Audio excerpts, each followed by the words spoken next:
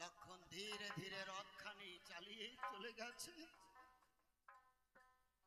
সীতা দেবী ক্ষণকাল পরে নিদ্রাভঙ্গ হয়েছে, দেখে রথ নেই, লক্ষণ নেই। একে বলছে লক্ষণ, লক্ষণ কোথায় গেলে? লক্ষণ, দেবর লক্ষণ, লক্ষণ, লক্ষণ দেখা দাও, লক্ষণ একবার দেখা দাও, লক্ষণ।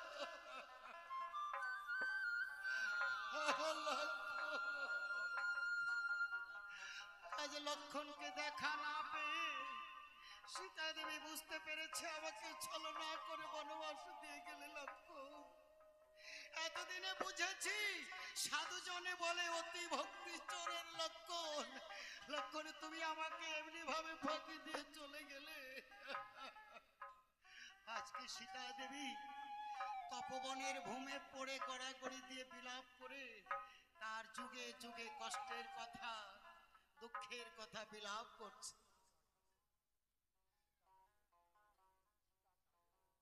সীতা কাঁদে রে,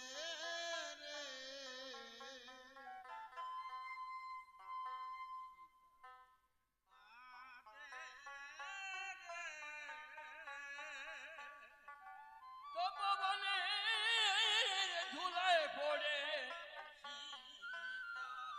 গুন গুন সরে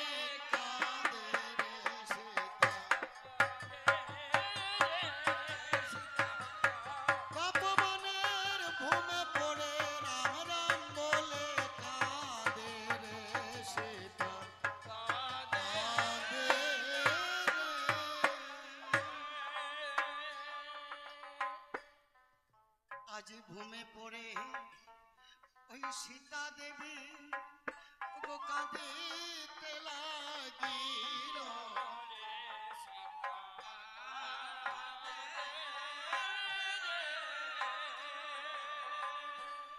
ওই পূর্ব জন্মের কথা সীতা বলিতে লাগিল।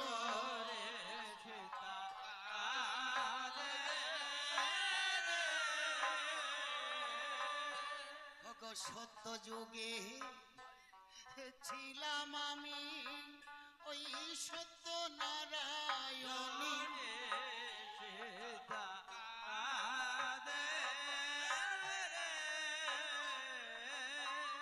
হরে দুর্বাসার অভিশাপে হলাম মর্তবাসিনী।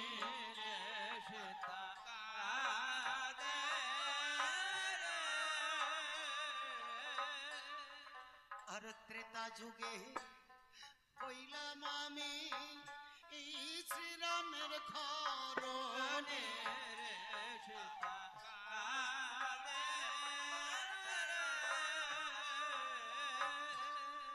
কইকেই মাতার কুমন্ত্রণায় হইলাম বনবাসিনী।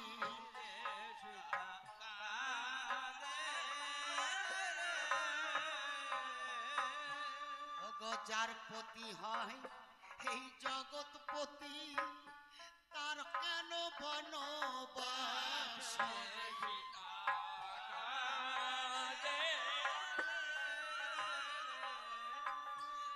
বিধাতার লিখনের এই কি পরিহাস?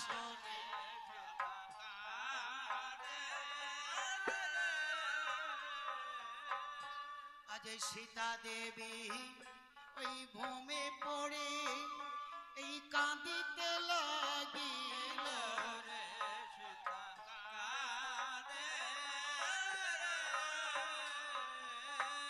গোপালমিক মনে ধ্যান যোগে জানিতে পারি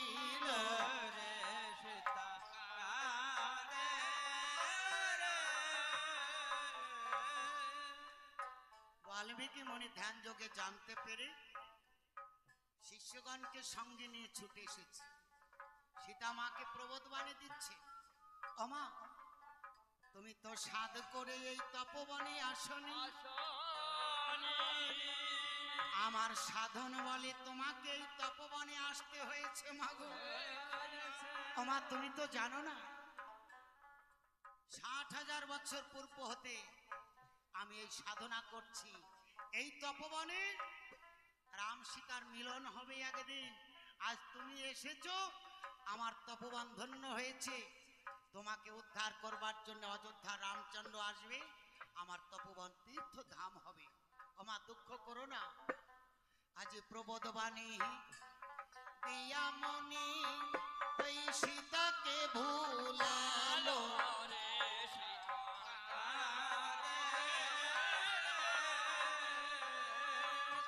ওই বাল্মীকির জীর্ণ কুটিরে সীতাকে আনিল।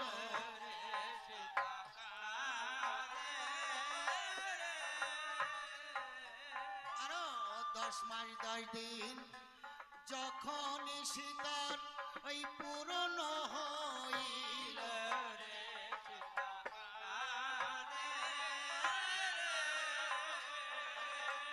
ওই মনের আশ্রমে সীতার সুন্দর সন্তান হল রে।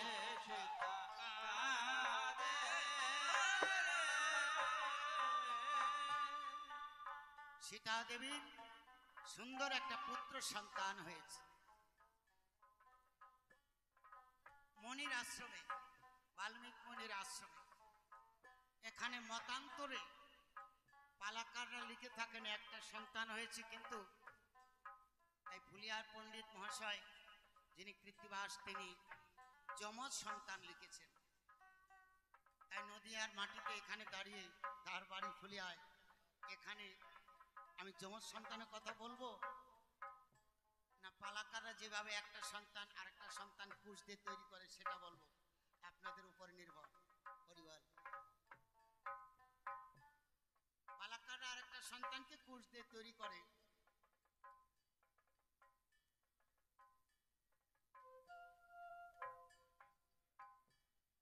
আচ্ছা ঠিক আছে।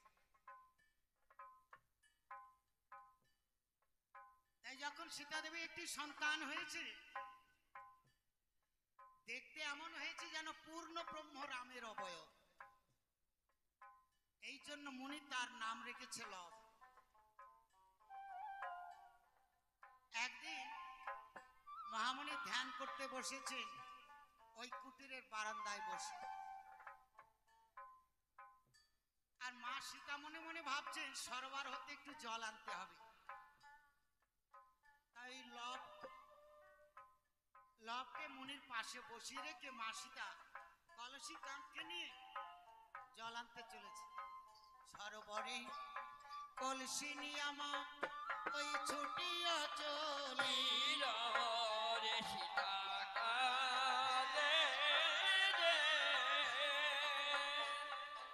ওই মুনির নিকট হতে লব তখন মায়ের কাছে গেল রে সীতা কাঁদে রে। আর জল ভরে ওই সীতা দেবী যখন ফিরিল রে সীতা কাঁদে রে। ওই জলের ঘাটে লব আসিল, ওই দেখিতে পাইল রে সীতা কাঁদে রে।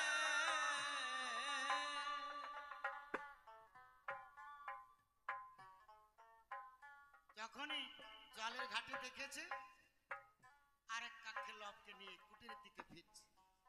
এদিকে মহামুনির ধ্যান সমাপন করে হঠাৎ দেখে লব নেই, কোথায় গেল? এই বনমাঝে কত হিংস্র জন্তু থাকে, ইতিউতি খুঁজে না পেয়ে মনে মনে ভাবে আমি কি লবকে হারিয়ে ফেললাম? জনম দুঃখিনী সীতা, আমি তার চরিত্র লিখনে লিখেছি বড় দুঃখিনী, তার অন্ধের মনি লবকে আমার নিকটে রেখে গেছে, আর সে লবকে যদি আমি না দিতে পারি আমি কি জবাব দেব? তাই যে আসনে বসে ধ্যান করছিলেন কুশাসন, একটা কুশ বের করে পুনরায় নির্মাণ করলেন। ওই কুশাসন হইতে মন্ত্রপুত করে লবকে বানালো রে সীতা।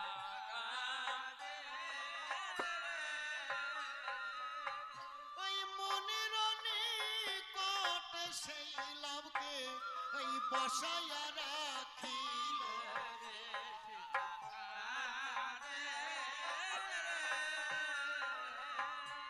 মহামুনি কোষ দিয়ে লবকে বানিয়ে পাশে বসিয়ে রেখেছে, আর এদিকে মা সীতা জলের কলসিতে জল ভরে আর জলে ঘাটে লব গিয়েছিল, লবকে নিয়ে ফিরছে। কাঙ্ক্ষে করে লবকে নিয়া ওই সীতা কুটিরে এলো।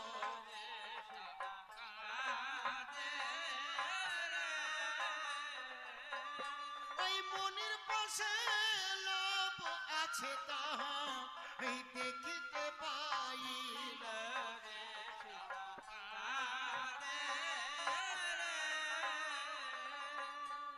একই জলের ঘাটে লবকে পেয়েছি, মনির পাশে তো আমি যাকে রেখে গেছিলাম সেই লব রয়েছে, তাহলে আমি জলের ঘাটে লবকে খুব করে পেলাম। একবার ওই লবের দিকে আবার কোলে লবের দিকে তাকাচ্ছে। মহামুনি বলছে, ও মা, তোমার কোলে তোমার লব রয়েছে, তবে আমার পাশে যাকে দেখছো না আমি কুশ থেকে তৈরি করেছি, তোমার এই লবকে পাইনি বলে আমি পুনরায় লবকে বানিয়েছি। তবে শোনো, কুশ হতে বানাইলাম যারে ওই কুশ নাম রহিল রে সীতা।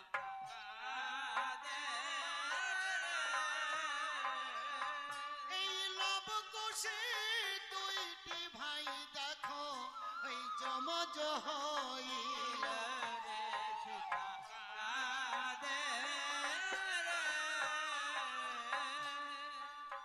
এই দুই ভাই বনে বনে খেলা করছে, মনির কাছে গ্রন্থ অধ্যয়ন করছে।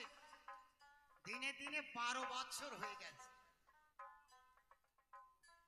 এই 12 বছর পূর্বে অযোধ্যার পরিস্থিতি কি ছিল? রামচন্দ্র সিংহাসনে বসে প্রজাদের ডেকে কথা বলতো, কিন্তু প্রজাগণ শুনতো না, আন কথায় মত্ত থাকতো। আর এই 12 বছর পরে, সীতাকে বনবাস দেওয়ার 12 বছর পরে এখন অযোধ্যার পরিস্থিতি কেমন? এখন অযোধ্যায় প্রজাগণে দলে দলে সকলে নালিশ করতে আসছে। দেখে বলছে, রামচন্দ্র,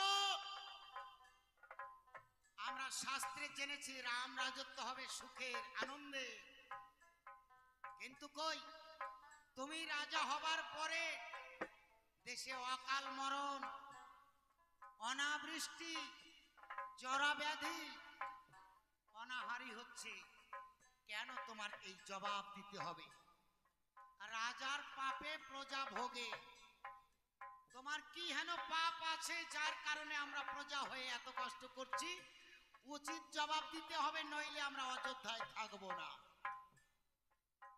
রামচন্দ্র চিন্তা করে, তাই আমাদের কুলগুরু বশিষ্ঠদেব ভূত ভবিষ্যৎ জানে, তিনি ধ্যান যোগে এর বিচার করে দেবেন। তাই গুরুদেবকে ডেকেছেন, গুরুদেব আসুন, প্রজাগণের এই অকাল মরণ, অনাহার, জরা মৃত্যু এর কারণ তুমি বিশ্লেষণ করে বলবে।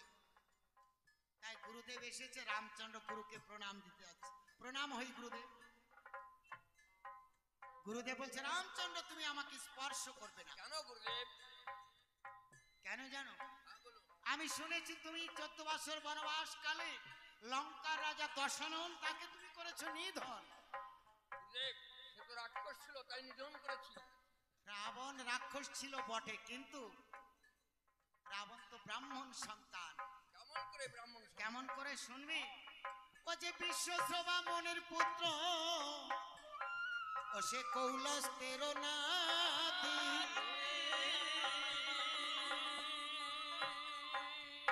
আজ তাহাকে বধ করিয়ে রামচন্দ্র হয়েছ তুমি ব্রহ্ম পাপী।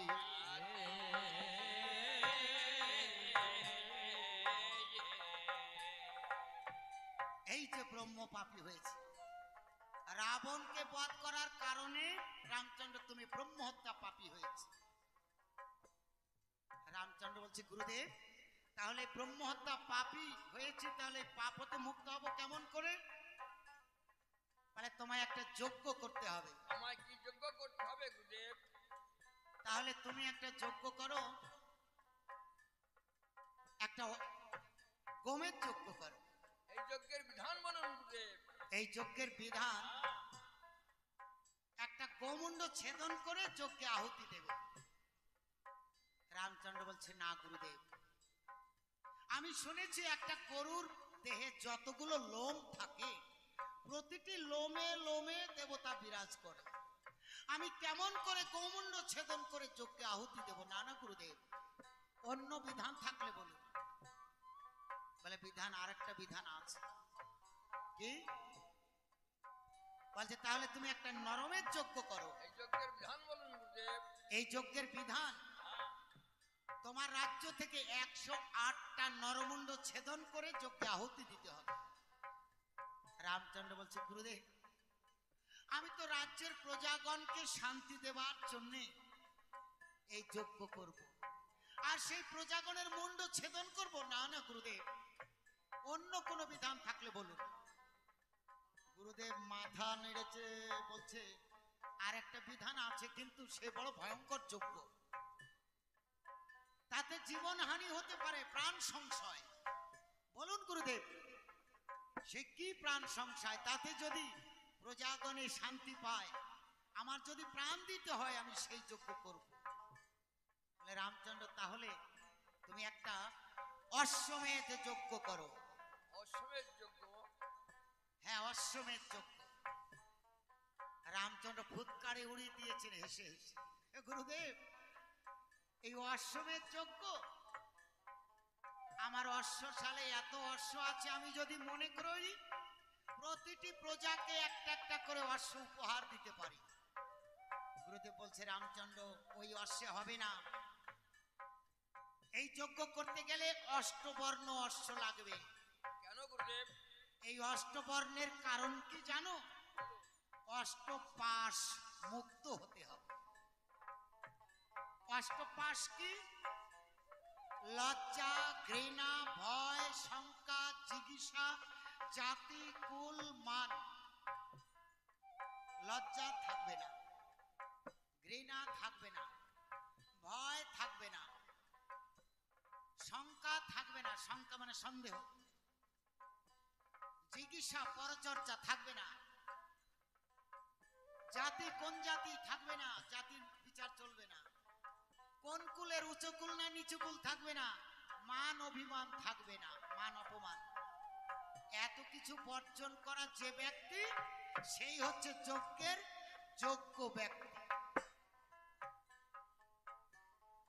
রামচন্দ্র বলছে গুরুদেব, এই অশ্ব তো আমার যজ্ঞের শালায় নেই, অশ্বশালায় নেই, তাহলে এই অশ্ব কোথায় পাওয়া যাবে? তাহলে ইন্দ্রের ভবনে যাও, তুমি ইন্দ্রের নিকট হতে এই অষ্টবর্ণ অশ্ব নিয়ে এসো। রামচন্দ্র বলছে সেখানে তো যেতে 6 মাস, আসতে 6 মাস। বলে কেন? তোমার কাছে এই যে পবন পুত্র হনুমান রয়েছে না, এই হনুমান মুহূর্তে পবন বেগে যাবে আর আসবে, অশ্ব নিয়ে আসবে। বলে তাহলে হনুমানকে পাঠিয়ে দাও, লক্ষণকে সঙ্গে নিয়ে যা। তাই রামচন্দ্র আদেশ দিয়েছেন, যাও হনুমান, ইন্দ্রলোক থেকে ইন্দ্রের নিকট হতে সেই অষ্টবর্ণ অশ্ব নিয়ে এসো।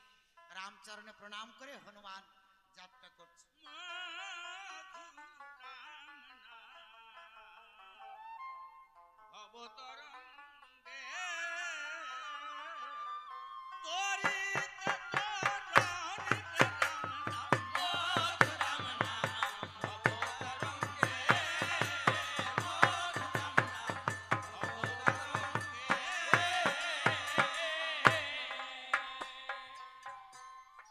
ভক্তি ভরে প্রণাম করে হনুমান, ওই রামচন্দ্রের পায়।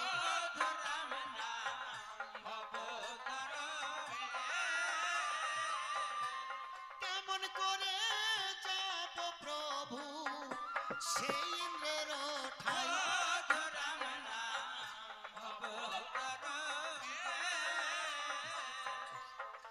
লম্ফ দিয়া হনুমান বীর ওই গগনে উঠিল।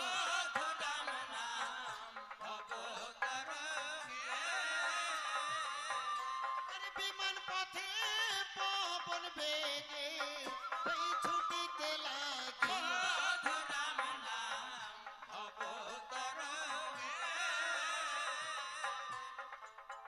ইন্দ্রলোকে গিয়ে দর্শন, ইন্দ্রদেবের কাছে বলছে, ইন্দ্রদেব প্রভু রামচন্দ্রের যজ্ঞের আয়োজন করেছে, তুমি শীঘ্র করে অষ্টবর্ণ অশ্ব এনে দাও। ইন্দ্রদেব মনে ভাবছে রামচন্দ্র যজ্ঞ করছে, প্রভু আমাকে কেন নেমন্তন্ন করলো না? আমার এই ইন্দ্রিয়গণ বশীভূত করে আসতাম প্রভুর যজ্ঞে গিয়ে। যাক, আমার অশ্বশালের অশ্বর সৌভাগ্য, সে যাবে আমার অষ্টবর্ণ অশ্ব। এই নাও হনুমান, অষ্টবর্ণ অশ্ব তুমি নিয়ে যাও। আজি চারি হাত পা ধরে হনুমান ওই স্কন্ধে তো তুলিল।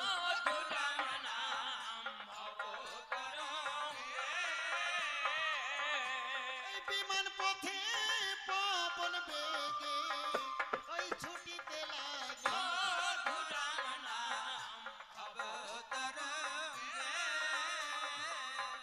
আরে মুহূর্তেতে অযোধ্যাতে গো দর্শন দিল।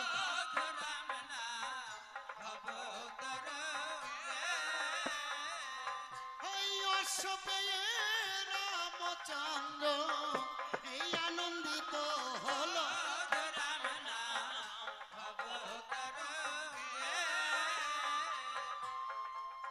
অশ্ব পেয়ে রামচন্দ্র আনন্দিত হয়েছে। গুরুদেব এই তো অশ্ব এনেছে, আর কি করতে হবে? বলে, রামচন্দ্র তুমি তো সীতাকে বনবাসে দিয়েছ, বিশ্বকর্মাকে ডেকে একটা স্বর্ণ সীতা তৈরি করো, আর নারদমণিকে দিয়ে ত্রিভুবন নেমন্তন্ন করাও। এখানে অন্ন ভোজনের ব্যবস্থা হবে, হরি নাম গুণগান শ্রবণ করবে। এই যজ্ঞ অনুসারে এই যজ্ঞে কত বেদধ্বনি হবে, হরির গুণগান প্রকাশ পাবে, কত ভক্তবৃন্দ হবে, সকলের সেবার ব্যবস্থা থাকবে। বলে বেশ। নারদ মণিকে দিয়া তখন ওই আমন্ত্রণ করিল।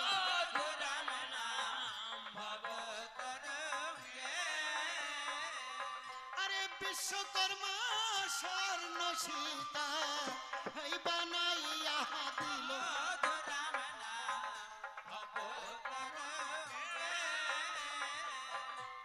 এবার রামচন্দ্র বলছে, বেশ, তাহলে যে আমি এই বড় যজ্ঞ করছি, এই যজ্ঞের ললাটে একটা জয় পতাকা লিখতে হবে।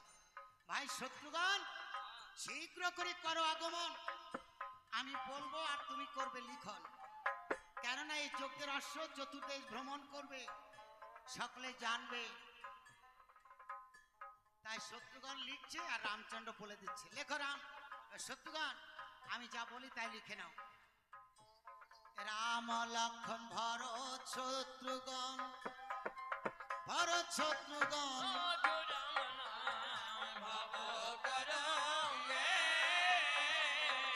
এই চারি ভাইতে যজ্ঞ করে এই অযোধ্যা ভবন।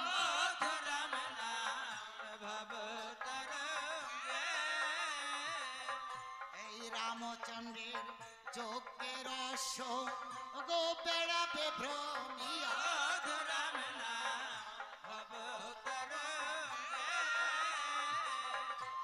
সতী মায়ের পুত্র হলে অশ্ব রাখিবে বাঁধিয়া।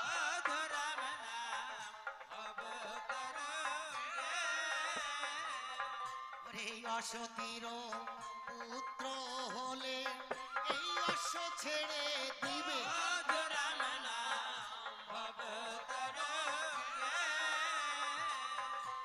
গাধা হয়ে জন্ম নিবে, ওরে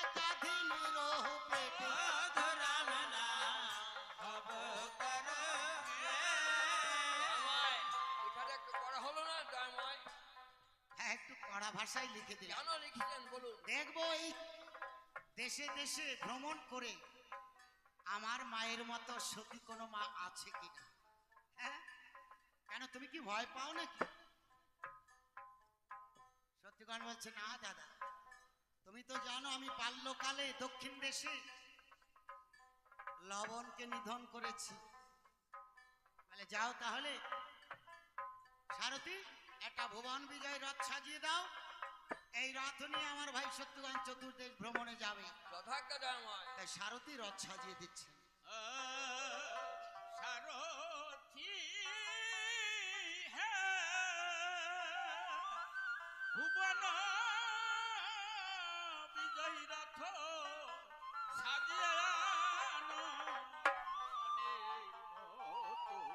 মম রথ দেখিতে সুন্দর।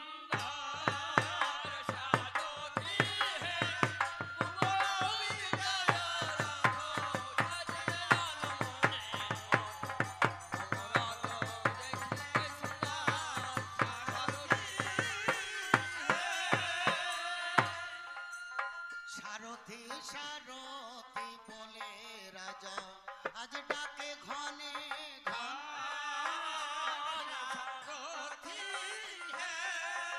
এবারে তোরা করে রথ সারথি ওরে করো রে সাজন।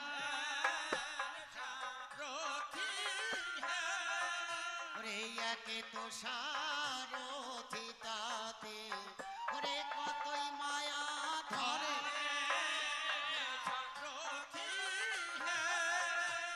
রথখানা নীল সারথি ওই সোনার সরোবরে। সোনারও ঘাট সোনারও পাট এই সোনার পুষ্করিণী। সোনার জলে ভেসে চলে ওই সোনার তরণী। ওরে সোনার জলে সোনার রথ কানা আজি আনলো ধুয়াইয়া। ওরে নেতের অঞ্চল দিয়া রথ আজ দিল রে মোছাইয়া। তুলে ধরে আঁকিছে সারথি ওরে টিয়া ময়না টুনি। ওরে দোয়েল কোয়েল আঁকিল সারথি ওরে সারঙ্গ শকুনি। ওরে আটন পাটি বেড়া লাঠি ওরে 16 খান্তার চাকা। ত্রিবাহনে যাত্রা করে ওই 32-এর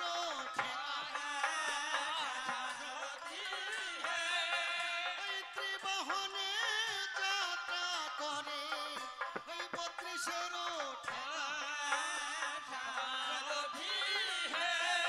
ওরে রথ পরে এনে দিল আজ রত্ন সিংহাসন।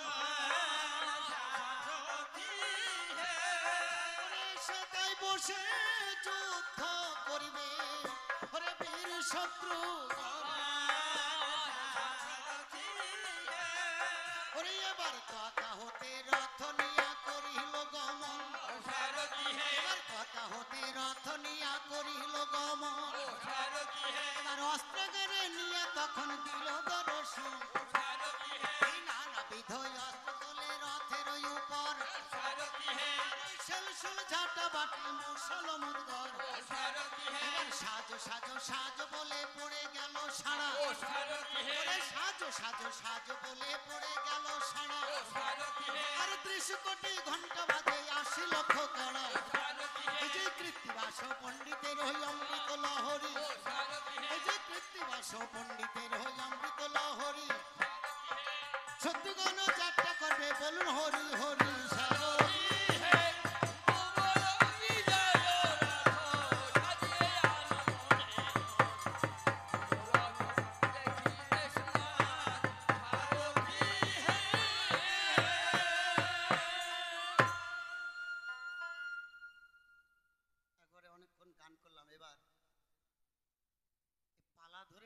বিষয়বস্তু সম্বন্ধে দু চারটে একটু অন্তরঙ্গ কথা বলি।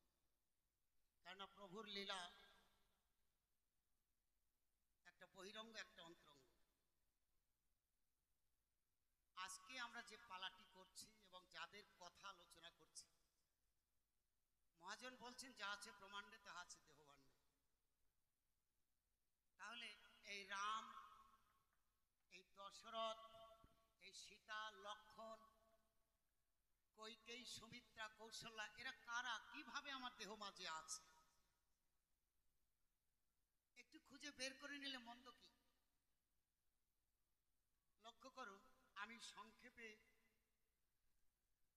একটু বোঝাবার চেষ্টা করি, তবে নিগুড় কথা একটু নীরবতা বজায় রেখে একনিষ্ঠভাবে শ্রবণ করতে হবে।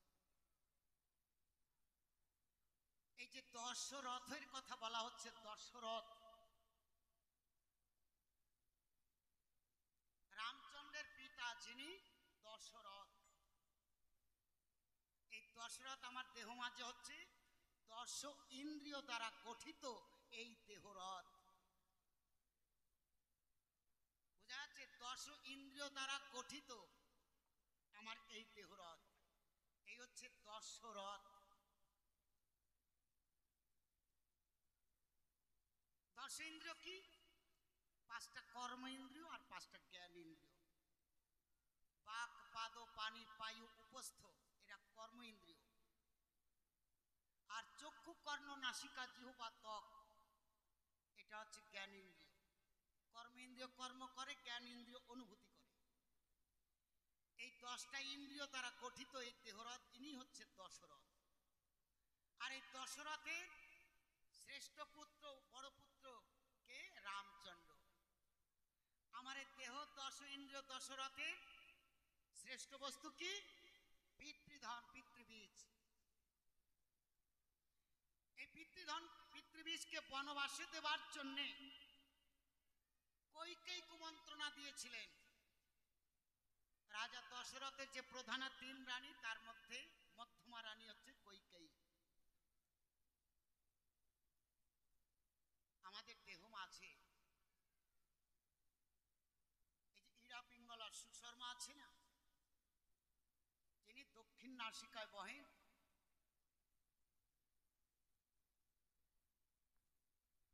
ইনি বড় উতলা হয়। যখন উতলা হয় তখন মনটা বড় চঞ্চলা হয়ে যায়, ক্রোধ বেড়ে যায়।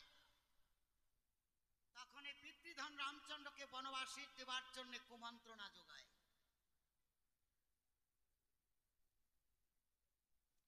আরেক দিক দিয়ে যদি দেখা যায়, এই কৈকেয়ীটা কেমন জানেন? এই কৈকেয়ীটা হচ্ছে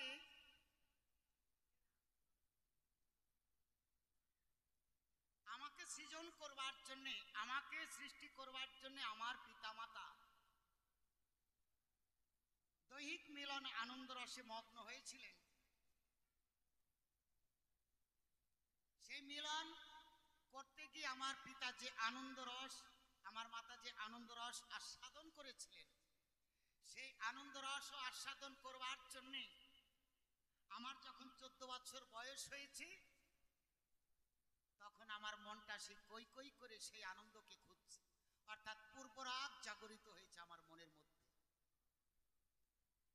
আমার পিতা যে আনন্দ পেয়েছিল, সেই আনন্দ আমার এবার পাওয়ার ইচ্ছা হয়েছে।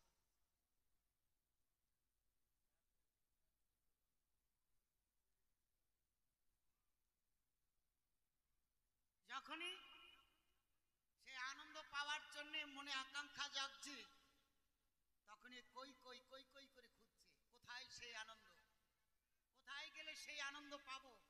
সেই আনন্দ না পাওয়া পর্যন্ত কৈকেয়ী আর থামে না, বন্ধ হয় না। কৈকেয়ী কৈকেয়ী করে খুঁজে খুঁজে যেদিন সেই মিলন রস আস্বাদন করতে পারে, ওই কৈকেয়ী কৈকেয়ী করা খোঁজা বন্ধ হয়ে যায়। এই হচ্ছে কৈকেয়ী। তো যখন রামচন্দ্র বনবাসে যায়, রাজা দশরথ কিন্তু রামের শোকে মারা যায়। রামের শোকে মারা যাওয়াটা কেমন? যখন পিতৃধন দেহ থেকে বিসর্জন দশ ইন্দ্রিয় কিন্তু তখন অবসর নেয়, আর ইন্দ্রিয়গণ সচল থাকে না, অবচেতন হয়ে পড়ে, একে মৃত্যু সমজ্ঞান করে। সঙ্গে কে যায়? লক্ষণ যায়। লক্ষণকে, লক্ষণ হচ্ছে আকৃতি, লক্ষণটা হচ্ছে আকৃতি। ওই জন্যে বাপের ছেলে বাপের মুখের আকার গঠন হয়, অথবা মায়ের আকার গঠন হয়। লক্ষণ এটাই, দেখে চেনা যায়, আকৃতিটিকে লক্ষণ বলে। আর যে কে বনবাসের সঙ্গে গেল, কে? সীতা। সীতা দেবী হচ্ছে শান্তি স্বরূপ। যখন রামচন্দ্র বনে গেল, সঙ্গে লক্ষণ গেল এবং সীতা গেল, শান্তি গেল।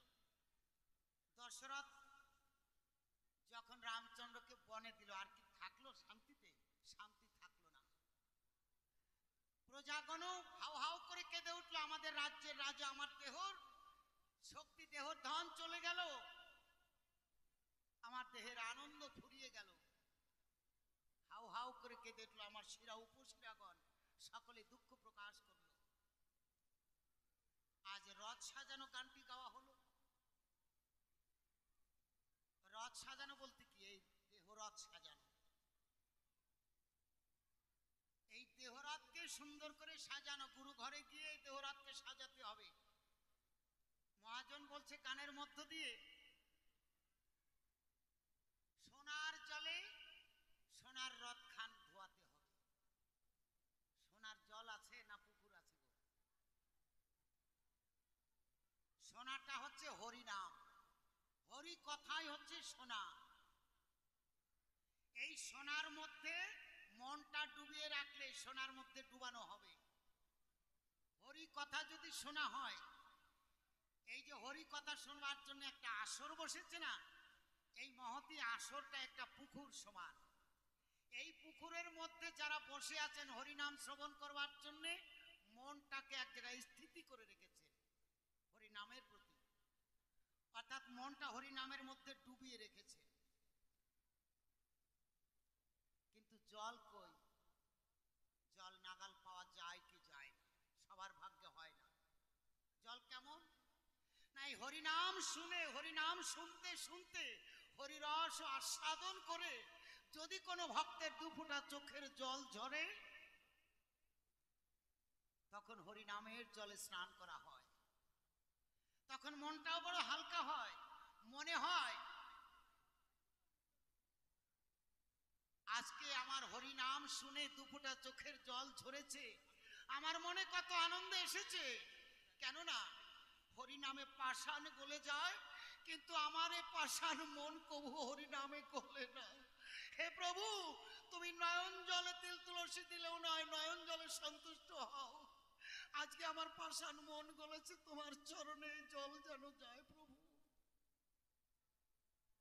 প্রভুর নামে দুফোঁটা চোখের জল দিতে পেরে নিজেকে ধন্য মনে হয়।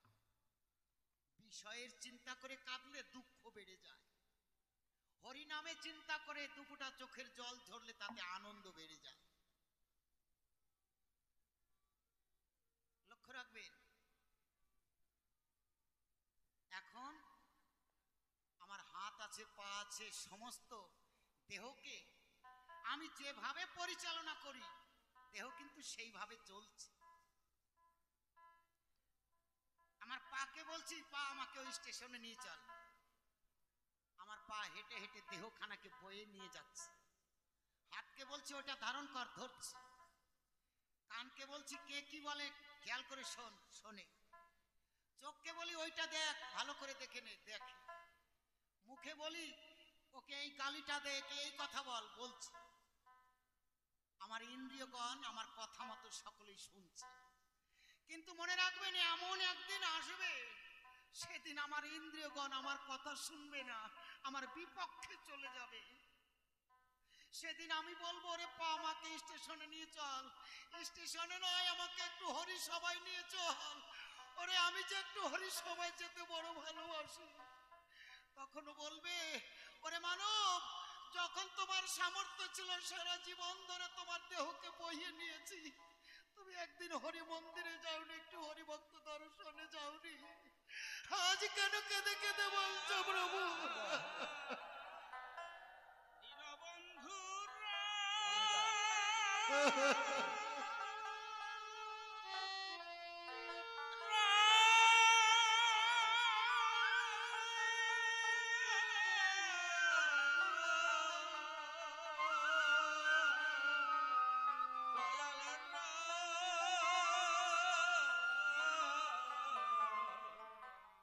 এই বাঁধনকে ডেকে বলবো, রে বাঁধন, সারা জীবনে কত কি করেছি,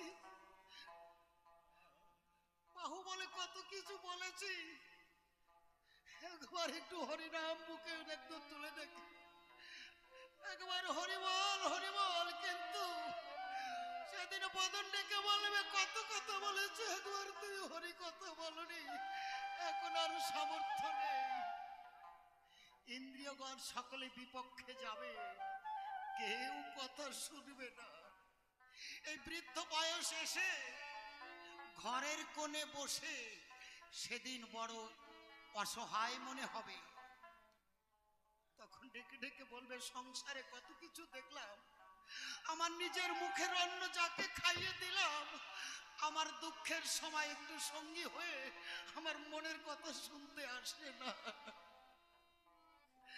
হে প্রভু তুমি পারের মালিক, এই সংসার থেকে আমাকে এখন পার করে দাও প্রভু, তখন ডাকতে হবে প্রভু হরি অকুল দরিয়া মাঝি রে,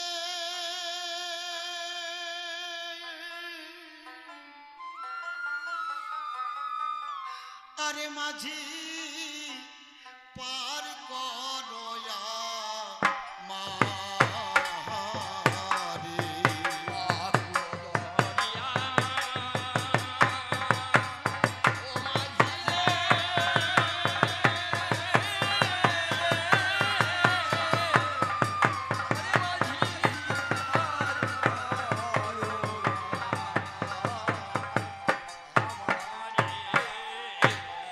ঝড় বাদলে ঘর বাড়িহীন রে,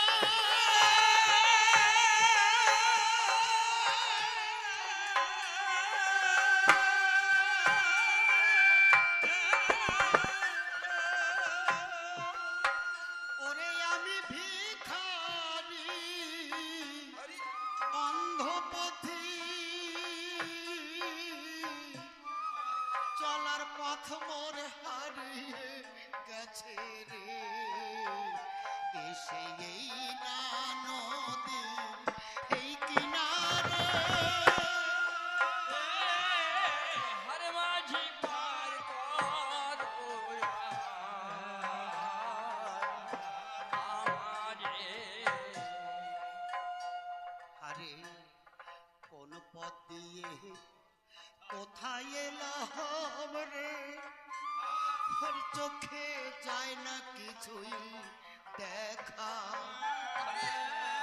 আধার রাতে কাঁদি পথে রে, ওরে সঙ্গে কেউ নাই আমি একা,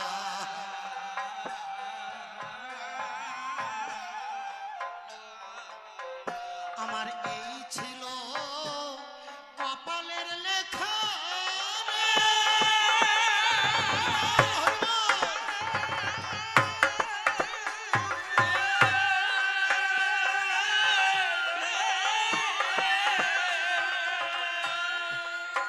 ওরে আমি এমনি হতভাগা,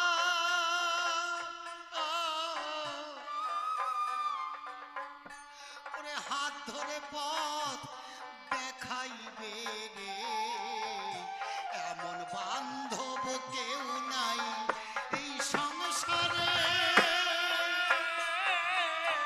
হরে মাঝি পার কর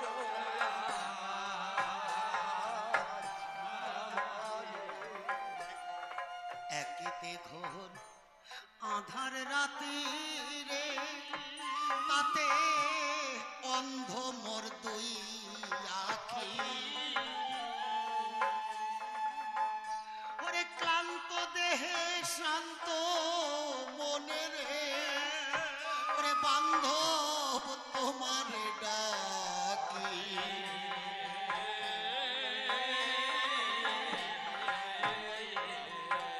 আমি করলাম বাকি হলো বাকি রে।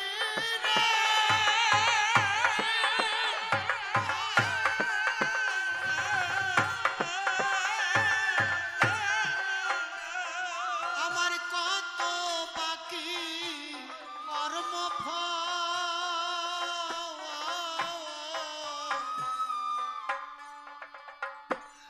এই ছিল মোর ভাগ্যে লেখা রে।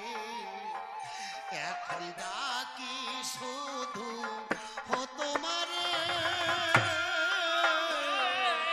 হরে মাঝি পার করো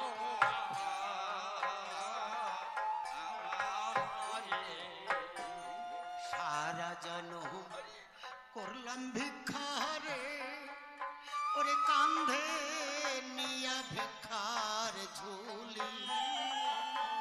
ওরে কেউ দিল না কানা করি রে, ওরে পেলাম মিছেই করা বলি।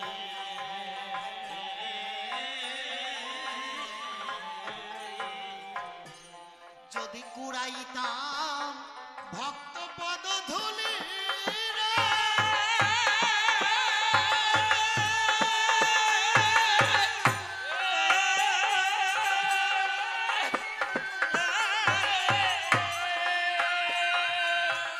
যদি পুরাইতাম ভক্ত পদ ধুলি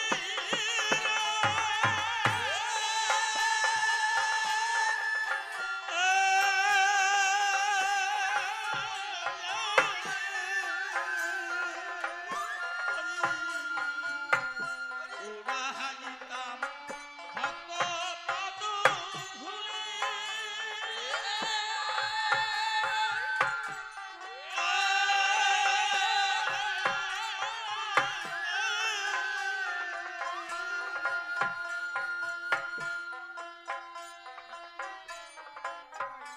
উড়াইতাম ভক্ত পদ ধুলি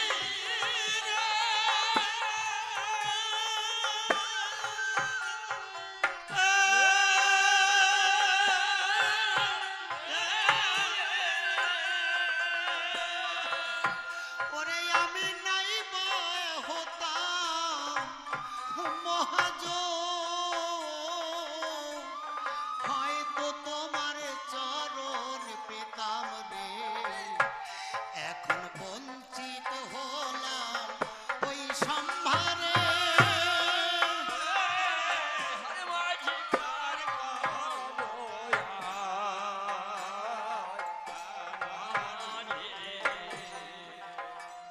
আরে অনাদি কয় পরাণ প্রিয়, ওরে তোমারে কি কব। তুমি নাকি পারে বাজরে, ওরে নিকরের বান্ধব।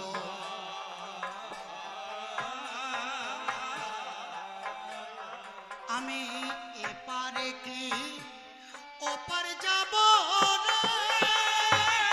হরি বলো, হরি বলো, হরি বলো।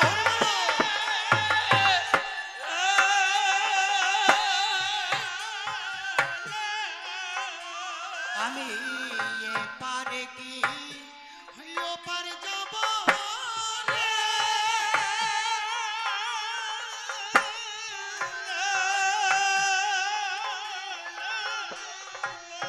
ওরে আমার পারে পারে দরকার নেই,